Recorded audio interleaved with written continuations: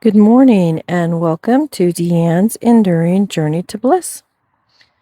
My name is Deanne and I wanted to show this patch of Rocky Mountain Penstemon in my native garden bed. Rocky Mountain Penstemon is native to Colorado. I'm going to clean this portion up today, so I wanted to show you the before image, and then after I take some time and do some cleanup, I will show you the after. Let me see if I can get a close-up here of this Rocky Mountain Penstemon. Actually, we have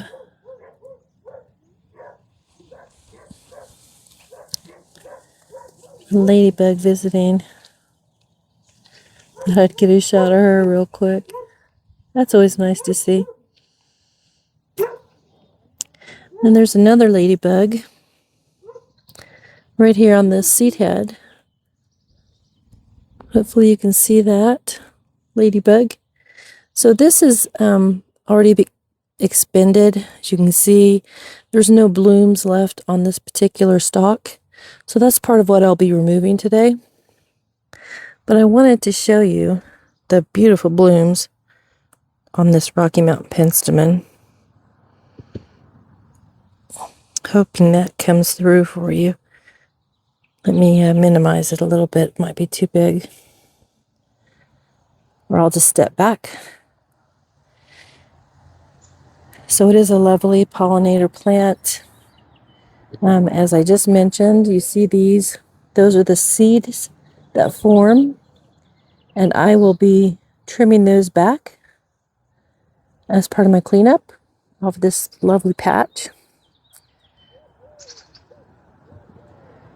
There's another ladybug. I don't know if you can see that. She's moving pretty quick, so I'm not going to zoom in. We have a tree that decided to grow in the middle of my patch. I'll be removing that.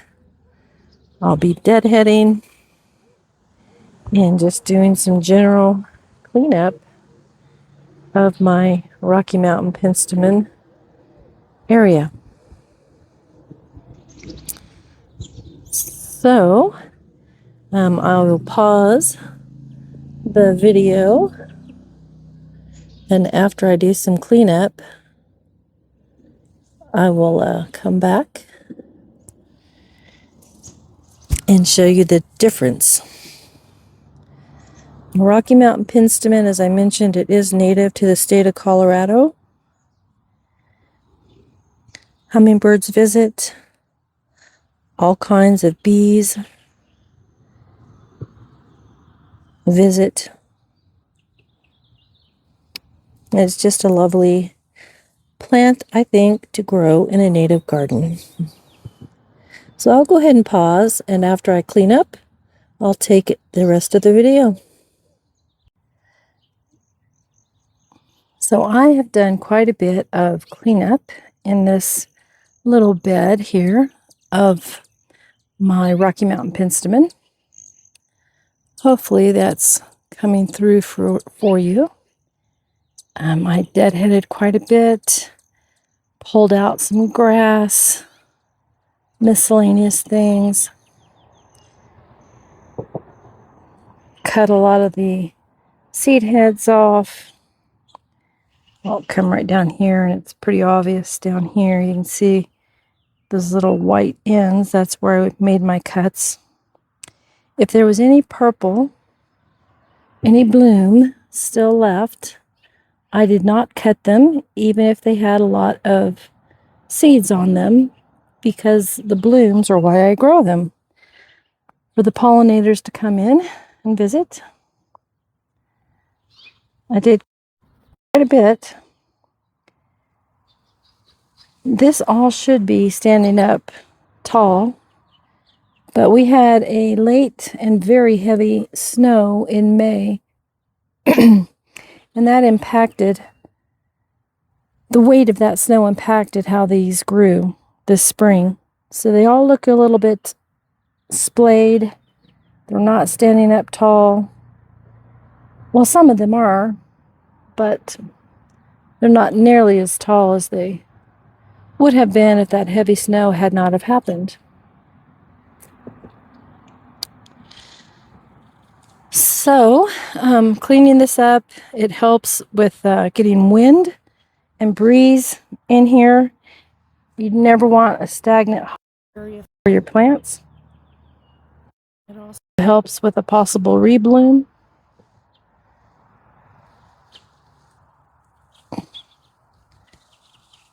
If I get lucky enough and I get a second flush, a rebloom of this Rocky Mountain Penstemon, that'll be nice. And that's part of why I do the deadheading this time of year, because I'm hoping for a second flush. And like I said, it kind of helps a little bit more air and light get into the area. I just thought I'd share that little ladybug there. There's another one up there. The ladybugs seem to love this Penstemon. So do the bees and the wasps and the other pollinators that like to visit. So there is some more deadheading that I could do, but I think I've done about all I'm going to get done today in this particular area. I think it's looking a bit better.